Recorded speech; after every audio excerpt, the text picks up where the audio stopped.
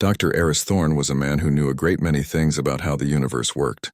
He could tell you why the sky was blue, what stars were made of, and how the tiniest particles behaved in ways that seemed almost magical. In his laboratory and his classroom, the world made perfect sense. It was neat, orderly, and followed beautiful, elegant rules. But when the sun went down in the city of Cambridge, Massachusetts, quieted to a low hum outside his window, all that knowledge became useless. In the dark, Eris was not a brilliant physicist. He was just a man who could not sleep. He lay on his back in the old four-poster bed he'd inherited from his grandfather, his hands resting on his chest. The digital clock on his nightstand glowed a relentless, angry red, 2:17 a.m. Each minute that ticked by felt like a small defeat. The quiet of his apartment wasn't truly quiet. It was filled with sounds he couldn't shut off. The distant whoosh of a lone car on the wet streets, the low groan of the building's pipes, the faint, high-pitched buzz of electricity in the walls. To most people, these were the sounds of a city sleeping. To Eris, they were the sounds of a world that refused to be completely silent. And his brain, trained to notice patterns and anomalies, latched onto everyone, his mind, which during the day was a powerful tool for solving complex problems, had turned against him. It was like a browser with too many tabs open, and he couldn't find the one playing the annoying music. He replayed conversations from the day, worrying if he'd been too short with a student. He mentally reviewed a complex equation for his research, getting stuck on a single, stubborn variable. He made mental lists of groceries he needed to buy, of emails he needed to send, of a leaky faucet in the kitchen that needed fixing. The ceiling above his bed was his nightly canvas, and his worries were the paint. He would trace the faint cracks in the plaster with his eyes, watching them form shapes and patterns in the gloom. A distant country, a twisted face, a map of all his anxieties. He had tried everything the modern world offered. He had swallowed little white pills that left him feeling groggy and thick-headed in the morning. He had downloaded meditation apps with calm voices telling him to visualize a peaceful forest. But his scientific mind would immediately interrupt. What species of trees? What's the soil pH? Is there a sustainable ecosystem? It was all so frustrating. He felt like a sailor who could navigate the vast ocean by the stars, but was getting hopelessly lost in his own backyard. He turned onto his side, punching his pillow into a new shape, trying to find a cool spot on the cotton case. This was the worst part of the night, the deep, lonely hours when the rest of the world seemed to be part of a secret club he'd been kicked out of. He could almost feel sleep happening to other people, in other apartments, in other houses all over the city. He imagined families sleeping soundly, children dreaming wild dreams, even the stray cat he sometimes saw napping on a sunny windowsill. Everyone and everything knew how to shut down, to rest, to recharge. Everyone except him. He thought of his grandfather, not the university professor, but the other one, the man he'd visited on the coast of Maine as a small boy. His grandfather was a fisherman, a man of few words and calloused hands. He remembered the man would come home smelling of salt and sea, eat a simple dinner, and then sit in his worn armchair. Within minutes, he would be asleep, his breathing deep and steady. He would sleep through the loud crash of waves on the rocks below the house, a sound that to young Eris was thrilling and terrifying. How could someone sleep through such a roar? Eris had always assumed it was just exhaustion from hard physical labor. But now, lying awake in his soft, quiet bed, he wondered if it was something else. His grandfather wasn't fighting the sound of the ocean. He was being rocked by it. He wasn't trying to block out the world. He was a part of it. A strange idea began to form in Eris's tired mind. What if he was approaching this all wrong? What if his insomnia wasn't a medical problem to be solved with chemicals, or a mental challenge to be overcome with willpower? What if it was a physics problem? Not the kind with complicated math and laboratory experiments, but a simpler, more fundamental one. He spent his days studying the forces that held the cosmos together: gravity, light, energy. He knew these forces were not violent or chaotic. They were constant. They were reliable. They were, in their own way, deeply calming. The universe, for all its supernovas and black holes, operated on a bedrock of peaceful, predictable rhythms. The sun rose and set. The moon pulled the tides. The earth spun. What if the secret to sleep wasn't about shutting his brain off, but about tuning it to a different, much older channel? What if he could trade the noisy, frantic frequency of his daily worries for the slow, deep hum of the planet itself? He didn't move, but something inside him shifted. The anxious energy that had been buzzing in his chest like a trapped bee began to settle. He wasn't making a decision to try another pill or another app. He was making a much quieter decision. He would stop fighting. He would stop trying to escape the wakefulness. Instead, he would invite it in for a conversation. He would use this time, this unwanted awakeness, to explore the universe not as a scientist, but as a sleepless child looking for a bedtime story. He would search for the lullabies hidden in the laws of physics. He turned onto his back again and looked up at the ceiling. The cracks didn't look like a map of his anxieties anymore. They just looked like cracks in an old ceiling. The hum of the city outside wasn't an irritant. It was just a sound. For the first time in many long nights, Dr. Aristhorn felt a flicker of something he hadn't felt in a long time. Not sleep, but something almost as valuable. He felt curiosity, and with that gentle, quiet feeling cradling him, his breathing began to slow, and the dark felt a little less like an enemy and a little more like a friend. The next day, Aris moved through his world with a new, quiet purpose. The groggy feeling from another short, fractured night of sleep was still there, clinging to him like a shadow, but it was different now. It wasn't just exhaustion. It was the background noise for an experiment. He taught his morning class on fundamental forces, and for the first time, the words felt personal. He stood before the large, polished wooden lectern, looking out at the sea of young, bright faces, some eager, some still half asleep. "Gravity," he said, his voice echoing slightly in the large hall. "It's the weakest of the four fundamental forces, and yet it holds the entire cosmos together. It keeps our feet on the ground and the earth in its gentle dance around the sun." A student in the front row, a young woman with tired eyes not unlike his own, scribbled notes furiously. Aris paused, a thought occurring to him that wasn't on his lesson plan. "Think about it," he said, his tone softening, becoming less like a lecture and more like a shared wonder. "At this very moment, you are being pulled towards the center of the planet. This whole room, this entire university it's a constant, invisible embrace. You don't have to think about it. You don't have to do anything. It's just a promise the universe makes to you every single second. A promise that you belong here, that you are anchored." The student with the tired eyes looked up from her notebook, her pen stilling. She wasn't writing anymore, just listening. A small, almost imperceptible smile touched Aris's lips. He wasn't sure if he was teaching physics anymore, or something else entirely. Later, in his office, surrounded by towering stacks of books and the faint smell of old paper and coffee, he tried to work on his research. The numbers and symbols on his screen blurred together. His usual focus was gone, replaced by this new, persistent idea. He leaned back in his creaky leather chair, the one that had molded itself to the shape of 1,000 hours of thinking. He looked at his hands, turning them over. He thought about the force that kept them from just floating away into the air. It wasn't a struggle. His body wasn't fighting to stay down. It was simply in a state of rest, accepting this gentle, eternal pull.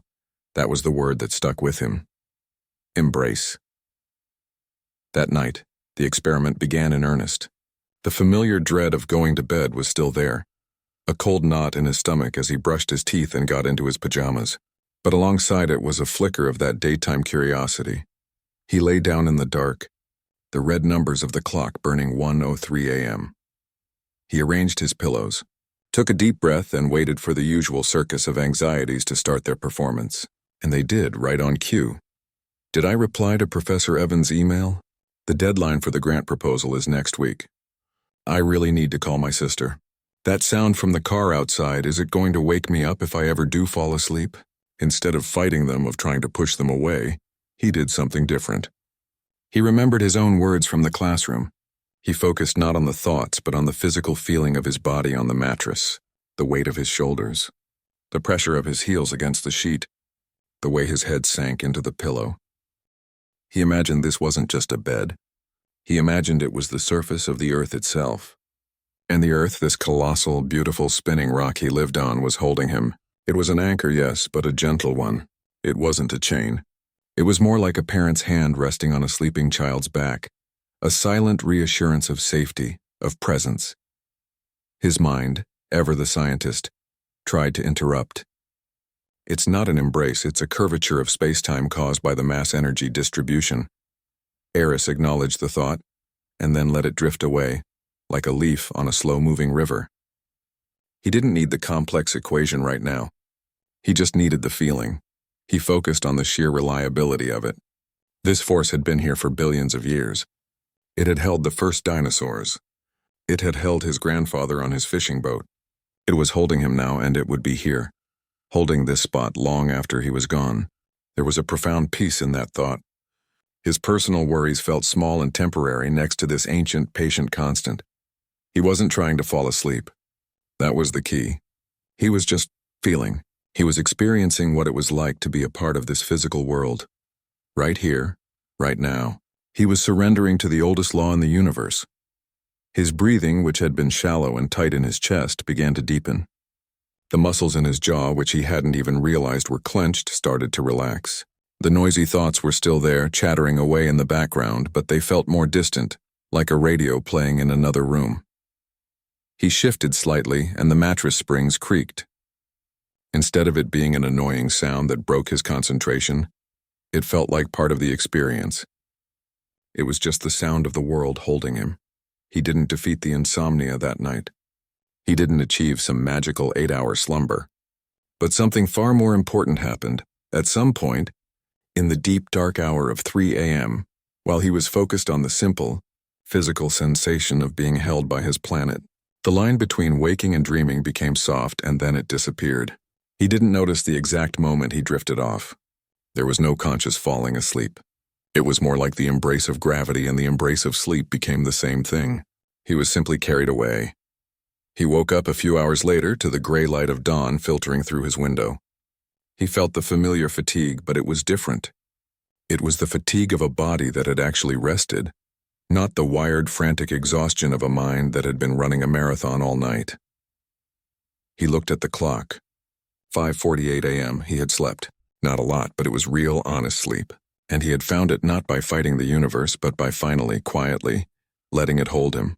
For the first time in years, Eris felt a genuine, unshakable hope. He had found his first calming fact, and it was the very ground beneath his feet.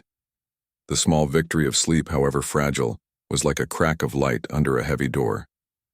It gave Eris the energy to continue his experiment. The next day, he felt a little less like a ghost haunting his own life. The colors of the world seemed a tiny bit brighter. The deep green of the trees along the Charles River. The bold red of a student's backpack. He found himself standing in line at his usual coffee shop, a place he normally visited in a grumpy, pre-caffeinated haze. Today he noticed things. He watched the young barista with the blue-streaked hair expertly steaming milk, creating a soft hissing roar.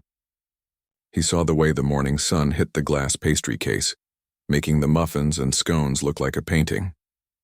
He was present, not just a mind rushing ahead to the problems of the day. His new mission was light. Not the complicated physics of light, wave-particle duality and photon energy levels, but the simple, physical journey of it. He spent an hour in his office between student meetings, diving into the real-life story of a single photon of sunlight. He read articles and refreshed his memory, not as a professor but as a storyteller looking for a plot. What he learned filled him with a quiet sense of wonder he hadn't felt since he was a boy looking at the stars through his grandfather's old telescope. He learned that the light warming his face on a sunny day was not young. It was ancient. The energy was created in the sun's core, a place of immense pressure and heat. But this photon didn't just zip right out. It began a long, slow, chaotic journey. It was absorbed and re-emitted over and over again, bouncing randomly between the dense atoms in the solar core. This journey from the center to the surface of the sun could take tens of thousands of years. Some estimates said up to 100,000. 100,000 years. That single tiny packet of light had been traveling through the sun since a time when early humans were first spreading across the Earth, since the last ice age was still gripping the planet. It had been on its journey while mammoths walked the land, and then finally it reached the sun's surface and burst into space. And from there it raced. It took just over 8 minutes to travel the 93 million miles to Earth, finally slicing through the atmosphere, through the window of his coffee shop, and landing on the back of his hand, feeling like nothing more than a gentle warmth. He looked down at his hand, at the spot where the sunlight fell. A shiver went through him, but it wasn't a shiver of cold. It was a shiver of connection. That night, the old fear of the dark felt different. He got into bed and the thoughts tried to return. The department meeting tomorrow. The unfinished research paper. But this time, he had a new tool. He had a story. He closed his eyes and let the darkness behind his eyelids become the darkness of space. He pictured not the noisy, cluttered space of his own mind, but the vast, quiet, empty space between the sun and the earth. He imagined that single photon, the one he had read about. He gave it a story. It wasn't just energy. It was a tiny, patient traveler. It had been born in a cosmic fire, and then it had spent an eternity wandering in the crowded, hot heart of a star. It had taken 100,000 years just to get to the starting line. It had known a kind of patience that was almost impossible for a human to understand. His own rush to fall asleep, his frustration when it didn't happen immediately, it suddenly seemed so childish. So hurried. This light had taken 100,000-year journey, just to reach him for a single moment. What was his one restless hour in the face of that? He lay there breathing slowly, and imagined this ancient, patient light now filling his room. It wasn't the harsh light of his phone screen or the angry red of his clock. It was a gentle old light. It was a messenger from the past, carrying no urgent news, no demands, no anxieties. It only carried the simple, quiet fact of its own existence, a fact that had taken 100 millennia to deliver. He felt his shoulders relax into the mattress. The pressure behind his eyes, the tension that usually built there as he fought for sleep, began to ease. He wasn't fighting anything. He was just hosting a very old, very quiet visitor. His mind, which usually raced towards the future, how will I function tomorrow? What if I never sleep again? Was gently pulled into the deep, deep past. 100,000 years ago. What was the world like then? Who was walking on it? The worries of his present life felt small, not in a depressing way, but in a peaceful, liberating way. They were just a single moment in a vast, slow-moving river of time. He didn't realize the exact moment his breathing synced with this new, slow rhythm. The thought of the ancient light became a feeling, and the feeling became a dream. He dreamed of a slow, warm journey through a soft, dark ocean, moving with infinite patience towards a distant, welcoming shore. When the sound of a garbage truck outside his window woke him a few hours later, it was abrupt. He opened his eyes. The room was still dark, but the first hint of dawn was a pale blue line under his curtains. He felt a strange sense of loss, not for the sleep, but for the dream. For a moment he had been part of that patient journey. He looked at the clock, 4:52 a.m. He had slept again, deeper this time. The sleep had found him while he was listening to the story of the light. Eris smiled into the darkness. He wasn't just a man in a bed anymore. He was a destination. His quiet room was the end of a very, very long road. And that thought was the most calming one of all. The success with light felt like a key turning in a lock. Eris was starting to believe his method wasn't just a fluke. He was relearning the world, not from textbooks, but through the quiet physical reality of his own life. His next discovery happened not in a library, but in a moment of simple, everyday frustration. It was a windy, blustery afternoon. He was walking back from the university, the collar of his coat turned up against the chill. A gust of wind snatched a stack of loose papers from his hand, sending them dancing and tumbling down the sidewalk.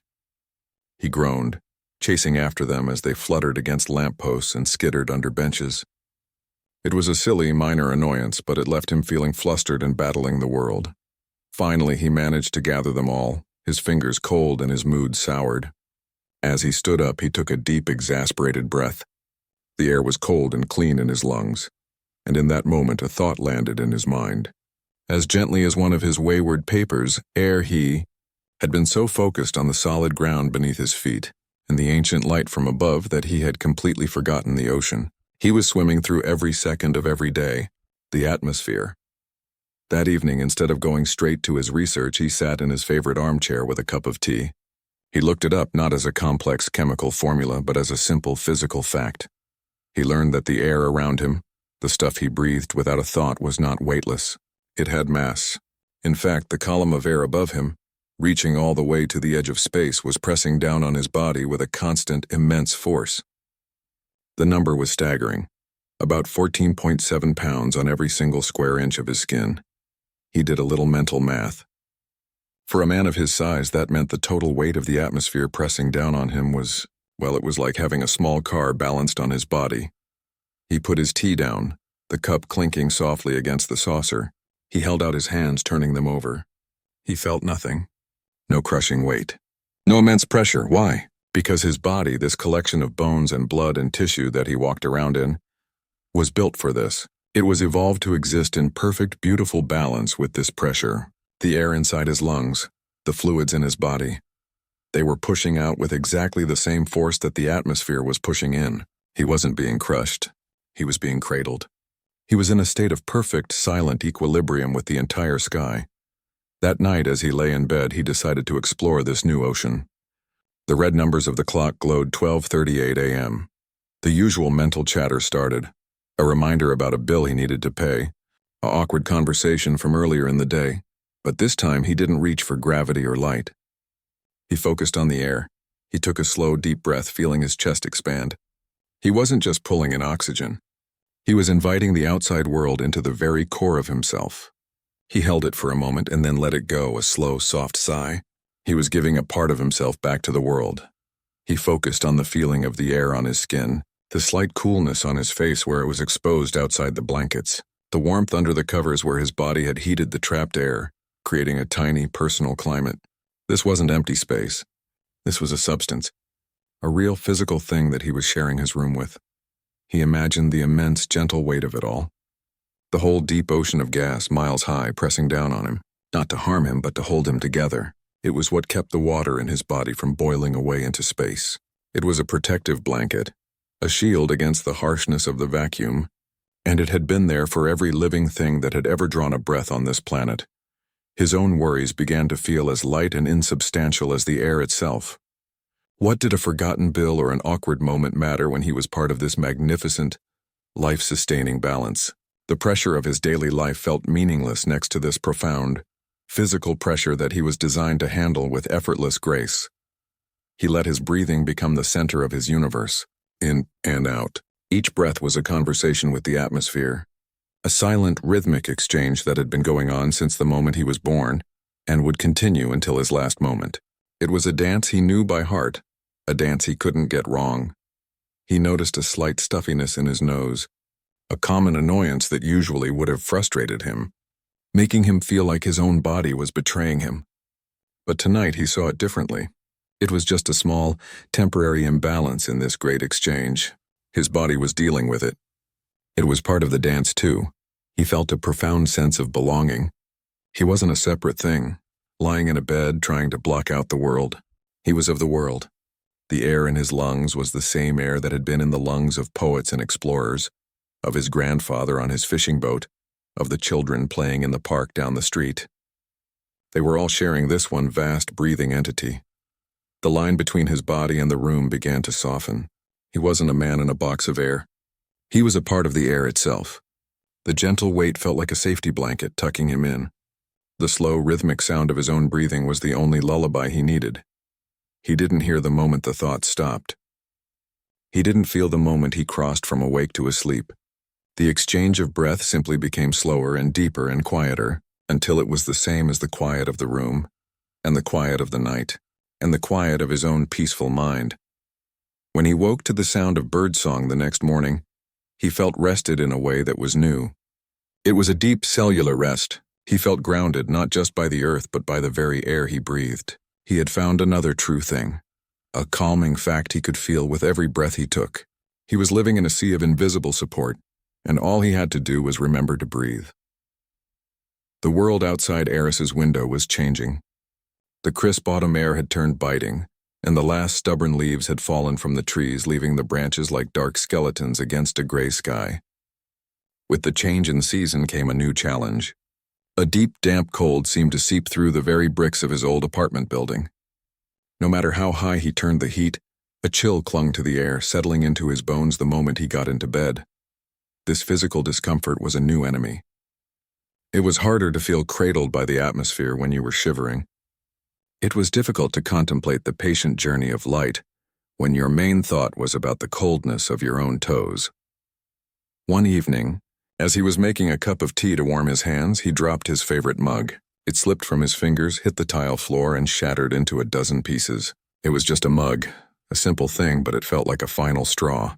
He stood there, staring at the broken pieces, feeling a wave of frustration and sadness. The cold, the darkness, the broken mug, it all felt like the universe was pushing back against his small, quiet efforts to find peace. He cleaned up the mess, his shoulders slumped. Later, as he lay in the cold bed, the old frantic thoughts began to circle like wolves. You're losing it. This was all a silly game. The cold is real. The darkness is real. Your broken mug is real. Your loneliness is real. He pulled the blankets tighter, feeling the chill on his nose. He felt small and fragile, a tiny warm creature in a cold, uncaring universe. This was the feeling he had been fighting all along. The feeling of being separate and vulnerable.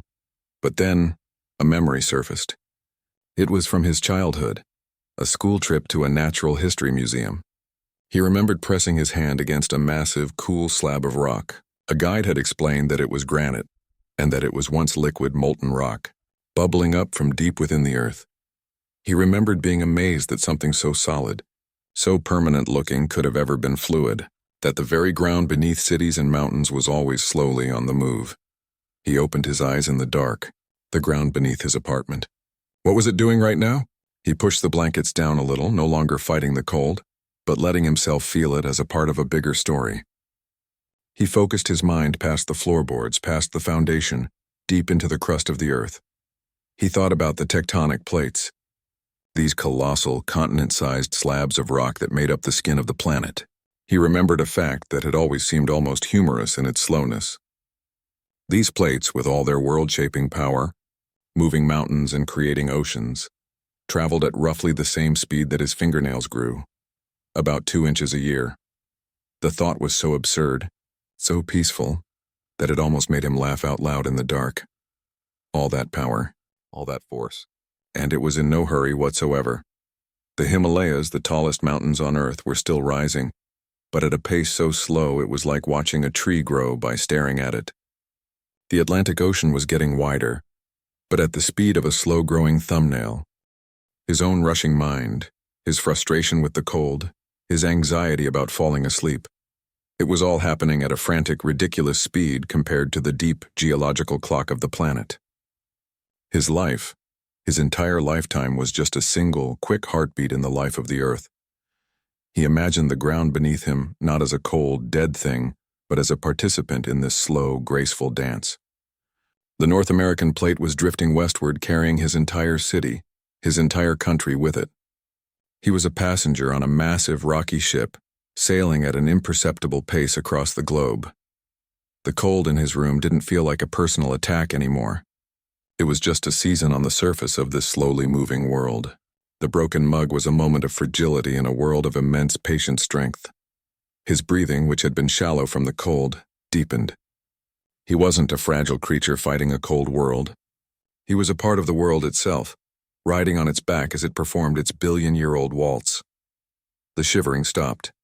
A deep, solid warmth began to spread from his core. It wasn't the warmth from the blankets. It was the warmth of a profound and comforting perspective. His worries about the next day, his regrets about the past, they lost their sharp edges. They were like small, temporary features on a vast, slowly changing landscape.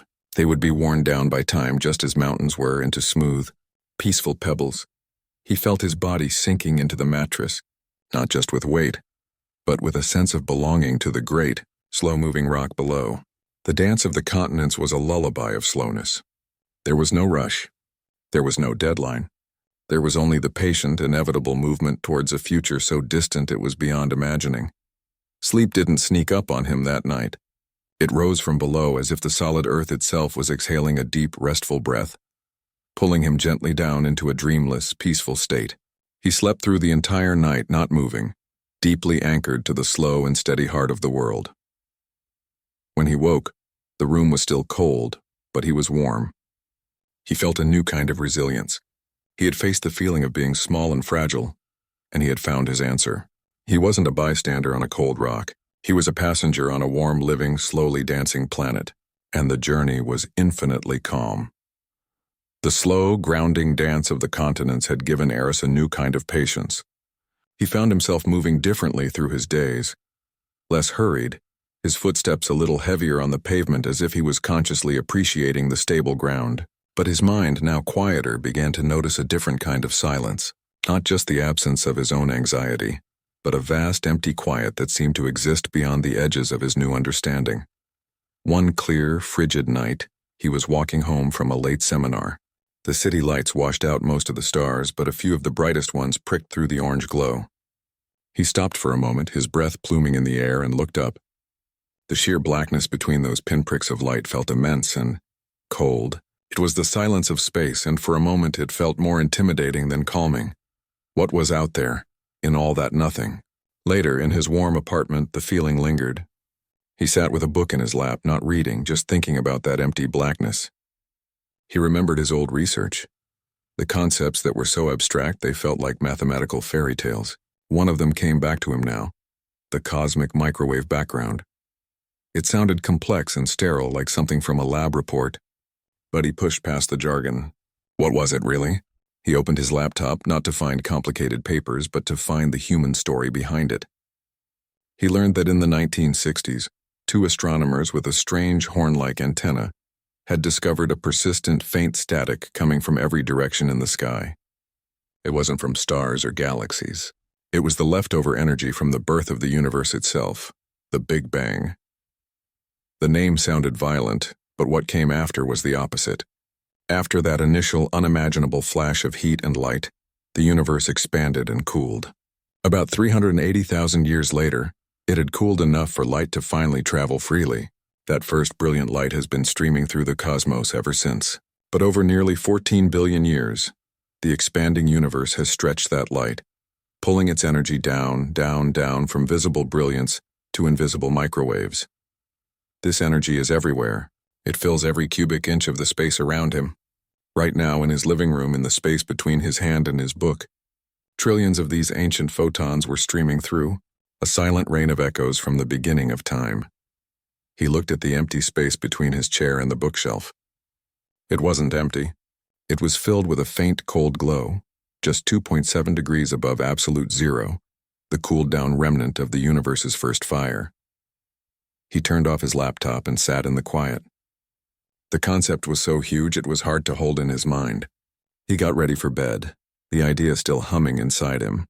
That night, as he lay down, he didn't try to push away the feeling of the vast, cold space. Instead, he invited it in.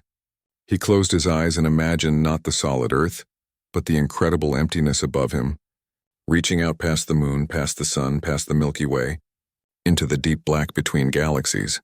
And then he imagined it wasn't empty. It was filled with this faint, gentle whisper, the cosmic microwave background. It wasn't a scary silence. It was a quiet like that of a sleeping house. It was the universe having gone through its fiery, dramatic birth, now settled into a deep, calm, and peaceful middle age. The initial shout had faded into a universal, continuous sigh. He imagined this cold, ancient light passing through the roof of his apartment, through his blanket, through his own body. These photons were the oldest things he would ever touch. They were ancient travelers that had been everywhere, seen the formation of the first stars, and were now, at the end of their incredible journey, passing through him, his own life. His own worries, his entire existence was just a brief moment that this ancient light was passing through. He was not separate from the cosmos. He was a temporary structure that the cosmos was flowing through. The thought was incredibly humbling, but also deeply connecting. The same energy that was here at the very beginning was here with him now, in his dark room. He was part of that same unbroken story. The cold he had felt from the night sky now felt different. It wasn't the cold of emptiness and death. It was the cool, quiet temperature of a universe that had done its hard work of creation and was now resting. It was the perfect background for sleep. His breathing slowed. The faint hum of the refrigerator, the occasional creak of the building, these were just tiny local sounds on top of this immense universal quiet. His mind, which so often felt like a noisy, crowded room, was now just a small part of this vast, silent cathedral. He felt his consciousness shrinking down to a single point, a tiny observer watching the oldest light in existence flow by. There was no need to think. There was only a need to be to exist as a part of this ancient, peaceful reality. He didn't fight the feeling of smallness. He embraced it. In being so small, he was free from the weight of his own importance. His problems were not the center of the universe. They were just a fleeting pattern in a cosmos that was, at its heart, calm and cool and quiet. Sleep came not as a loss of consciousness, but as a merging with that quiet. The silent echo of the universe's birth became the soundtrack to his rest. He drifted away on that cold, ancient sea of light, feeling more connected to everything than he ever had before. He was sleeping not just in his bed, but in the gently glowing aftermath of creation itself. Eris's life was beginning to change in small, visible ways. He noticed that he was humming while doing the dishes. He started buying flowers from a small stand near the university, a splash of yellow daffodils for his kitchen table. The students in his class saw a new lightness in his demeanor. The weight on his shoulders seemed to have lifted, making him seem both older and younger at the same time. One afternoon he was watering those daffodils, watching the droplets cling to the bright yellow petals. He watched the water soak down into the soil, disappearing to do its hidden work. It made him think. He had found peace in the solid earth, the vast sky, and the ancient light of the cosmos. But what about the most common substance of all? What about the water itself? He filled a glass from the tap and sat down, holding the cool glass in his hands. He looked at the clear, colorless liquid. It seemed so simple, so plain, but he knew it wasn't. He thought about the water cycle he'd learned as a child. Evaporation, condensation, precipitation, a simple circle, but now he considered the scale of it. The water in his glass had not been created recently. It was ancient. The Earth is a closed system. The same water has been cycling for billions of years. This meant that every single molecule of water in his glass had a history that was almost impossible to comprehend. This water, he thought, had been everywhere. A single molecule might have once been part of a thundercloud that rained on the pyramids while they were being built. Another might have been frozen into a glacier during the last ice age, holding the air from an ancient atmosphere in a tiny, frozen bubble. Another could have been in the Indian Ocean, part of the very body of a blue whale surging through its great heart as it swam through the deep. He took a sip. The water was cool and clean. This water had been in the gut of a dinosaur. It had been part of a great river that carved out a canyon. It had been steam blasting from a volcano. It had been a snowflake falling on a medieval village. It had been sweat on the brow of his own grandfather, pulling nets onto a boat under a hot sun. The glass in his hand no longer felt like just a glass of water. It felt like a museum. It felt like a history book written in a language of molecules. All of life, every plant, every animal, every person who had ever lived, had been mostly made of this same, endlessly recycled water. They had borrowed it for a little while and then given it back. That night, as he lay in bed, he let this new thought fill him. He thought about the water inside his own body. The human body is about 60% water. The water in his blood, in his cells, in his brain, it was all this ancient, traveling water. His restless mind, which was mostly water, was being restless with molecules that had once been in the quiet, deep ocean. The heart beating in his chest was pumping a river that had flowed through a million different lives before his. He felt a connection to the past that was more physical and real than any history lesson. He wasn't just reading about history. He was history. The past wasn't gone. It was here, right now, flowing through him, hydrating his cells, allowing him to think these very thoughts. The anxiety that often plagued him at night felt different now. It was just a temporary storm on the surface of this ancient, calm sea within him. The water in his body had weathered countless storms, real hurricanes, droughts, floods, and it had always continued its cycle. It was patient. It was resilient. It knew how to wait and how to flow and how to be still. He placed a hand on his chest, feeling the steady beat of his heart. He wasn't just Eris Thorne, an insomniac physicist. He was a temporary collection of ancient cosmic ingredients, a vessel for stardust and ancient rain. His breathing deepened. He imagined the water inside him not as a static thing, but as a slow, flowing river, moving with the same patient rhythm as the continents. It had all the time in the world. There was no hurry.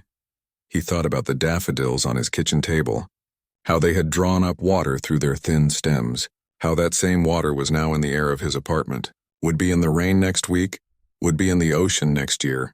He and the flower were part of the same endless, beautiful loop.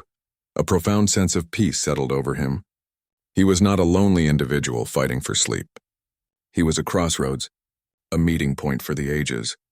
The water from a prehistoric sea was in him, and the water from him would one day water a future forest, or float in a cloud over a city not yet built. He was a custodian of this ancient treasure, and his only job was to be alive right now and appreciate the incredible journey of the molecules that made him. He felt a smile form on his lips in the darkness. It was the gentlest, most accepting smile. He closed his eyes, and instead of fighting for sleep, he simply joined the flow.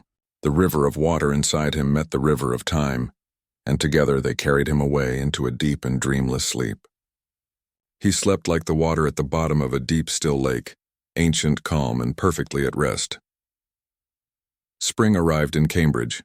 It didn't burst onto the scene but tiptoed in, softening the hard edges of winter. The air lost its biting edge, carrying instead the damp, rich smell of thawing earth. One Saturday, freed from the weight of his insomnia, Eris felt a simple, old-fashioned impulse to go for a walk. Not to get anywhere, but just to be outside. He walked to a nearby park, a sprawling green space where people walked their dogs and children chased soccer balls. He found a quiet bench away from the paths, under the bare branches of a large oak tree. The buds were still tight and closed, little sealed packages of potential. He sat down, content to just watch. He watched a squirrel scramble up a trunk, its movements quick and jerky. He watched two sparrows taking a dust bath in a patch of dry soil. He felt the weak but persistent sun on the back of his neck, and as he sat there, a new layer of his experiment revealed itself. He had found peace in the grand cosmic forces, gravity, light, the movement of the planet itself. But what about the life that was happening right here, right now, in this quiet, unassuming way? His eyes settled on the grass at his feet. It was mostly brown and trampled from the winter, but here and there he could see the sharp, bright green tips of new blades pushing through the soil. They were so small, so fragile looking. He knew from his scientific background what was happening. The grass was performing a miracle. It was taking the energy from the sunlight, the water from the soil, and the carbon dioxide from the air, and it was turning them into sugar, into itself. It was building its own body silently without a single sound. He looked up at the oak tree. Its branches were still bare, but if he looked closely, he could see the same thing happening. The tree was drawing water up from its roots, a slow, silent siphon against gravity all the way to its highest twigs. It was preparing to unleash a canopy of leaves all powered by this quiet, invisible work. Nothing was making a noise. There was no engine roar, no clanging of machinery. The most fundamental process of life on Earth, photosynthesis growth, was happening in absolute silence. It was a silent, purposeful expansion. A feeling of deep reverence washed over him. This was the force of nature that was closest to home, the one happening in every backyard, in every crack in the sidewalk. It was the force of life itself, and it was in no hurry. It was patient, persistent, and utterly quiet. That night, back in his apartment, this feeling stayed with him. He stood by his window, looking down at the streetlights illuminating the new leaves on the trees below. The world was waking up, and it was doing so without any fuss. When he got into bed, he didn't immediately reach for the stars or the deep earth. He thought about the park. He thought about the grass growing. He thought about the tree outside his window, its leaves slowly unfurling in the dark. He imagined this silent, energetic hum of life happening all around him. While he lay in his bed, the plants in the city were breathing, converting the day's sunlight into growth. The world was tirelessly, quietly alive, conducting its most essential business while everyone slept. His own struggle for sleep felt different when viewed this way. It was just another form of growth, of change. His mind was trying to find its own quiet rhythm. Just as the grass was trying to find the sun, there was no need to force it. It would happen in its own time, in its own silent way. He let his body relax. He imagined himself not as a man trying to conquer insomnia, but as a living thing, part of this same quiet global network of growth and rest. The rise and fall of his chest was his own silent photosynthesis, his own necessary exchange with the world. He thought about his own body, how his hair grew without him telling it to, how a cut on his skin would heal itself while he slept, how his cells were constantly renewing themselves. His body knew how to do this. It had its own silent, patient intelligence, just like the oak tree. He wasn't a machine that was broken and needed fixing. He was an ecosystem, a collection of processes that knew how to find balance, if only he would stop shouting instructions and just listen. A profound sense of trust settled over him. He could trust his body to know how to sleep, just as he trusted the grass to know how to grow. He could surrender to the same quiet force that guided the roots of trees and the migration of birds. He closed his eyes and tuned his attention to the quiet hum of his own aliveness. The gentle pulse in his wrist. The slow, steady filling and emptying of his lungs. This was his growth, his silent work in the dark. The boundary between himself and the quiet, growing world outside his window dissolved. He was part of the same, vast living system, all of them following the same ancient, patient rules of rest and renewal. Sleep came not as a sudden event, but as a natural phase in this cycle. Like the closing of a flower at dusk, his consciousness gently folded in on itself. The last thought he had was not a thought at all, but a feeling. The feeling of being just another living thing, growing quietly in the dark, perfectly in tune with the silent, unstoppable force of life. And in that feeling, he found the deepest rest he had ever known. It was a Tuesday evening, an entirely ordinary night. There was no special event, no great victory at work, no dramatic change in the weather. Eris had spent the day teaching, had eaten a simple dinner of soup and bread, and had read a book for an hour in his armchair. The day held no remarkable moments, and that in itself felt like a miracle. As he got ready for bed, he performed the same small rituals he always did. He brushed his teeth, the rhythmic sound familiar and comforting. He washed his face with cool water, feeling the day's tensions rinse away. He did not do these things with a sense of dread, or with the grim determination of a soldier preparing for a battle. He did them with a quiet, simple presence. He did not think, "Now I will try to sleep." He simply got into bed, the sheets cool and smooth against his skin. He arranged the pillows not with the frantic punching of old, but with a gentle pat, making a comfortable place for his head to rest. He lay in the darkness and looked at the ceiling. The cracks were still there, the same map he had stared at for so many anxious nights, but tonight he didn't see a map of his worries. He just saw cracks in an old ceiling, and that was perfectly fine. He didn't feel the need to consciously pick one of his calming facts.